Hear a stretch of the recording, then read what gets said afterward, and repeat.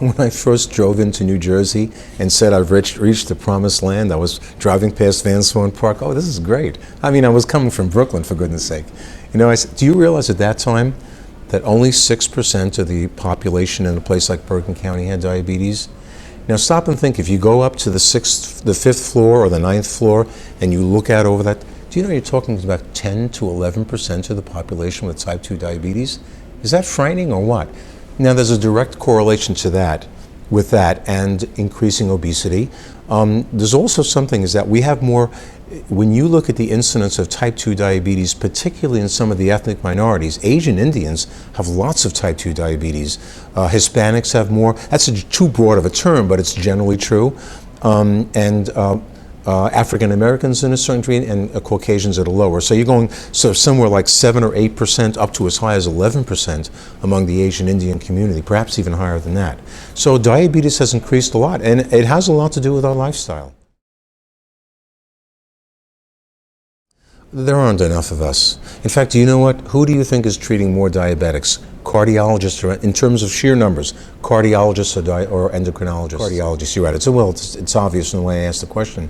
I don't know. I mean, I know that you know, there's a lot of evidence that it's plateauing off.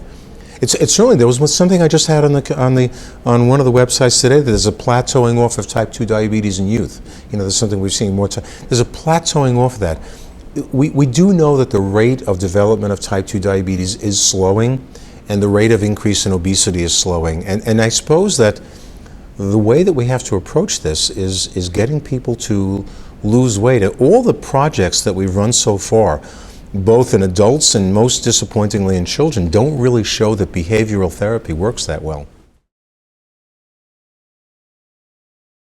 You know, I remember when I was a kid and I mean, it was kind of exciting, or I did my training up at the Joslin Clinic in Boston, and at that time, several researchers were establishing the autoimmunity, and it was so exciting because once you knew the mechanism of it, maybe you could do something, but, well, it's taken time to do it. So, you know, we are closer than we've ever been. And the neat thing for me as a physician is watching the progress occur. It's been kind of exciting to see. I can think of a patient of mine who is in, say, his 30s, and probably within 3 or 4 years will be going on to dialysis. Now, just a kid, for instance, a little bit of a partier when he was young. I mean, you know, it's hard to grow up fast when you have diabetes, but, you know, I'm so sick of seeing people get sick. I really am. I wish there was something to sort of put me out of business as soon as you can. Is there a cure? I believe there will be a cure, but the real way of saying it, there will be cures. All type 2 diabetes is not the same. The way your diabetes developed when you're diagnosed at age 3 is different than the way your diabetes developed when you're diagnosed at age 14, which is different than the way your diabetes is diagnosed when you're as old as 50.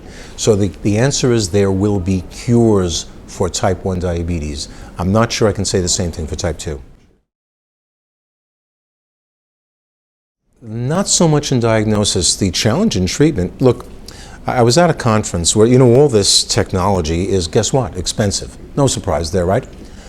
But at the same time, there was an article published just last month in Lancet. Lancet has an endocrinology subsection in it. Do you know the number of people that are unable to afford insulin? Now, they were referring to a European population. It can't be too much different from ours. But is there a challenge? And I think the challenge, you know, it's nice. Let's just back up a second. We talked about all this neat stuff. I showed you the cell phone. Isn't that great? It's so exciting. And yet the challenge is going to be being able to provide insulin and testing supplies and so on in an affordable way for all these people who have diabetes and can't afford it. That's the treat. In fact, if there are one challenge, that's it that I can think of right now.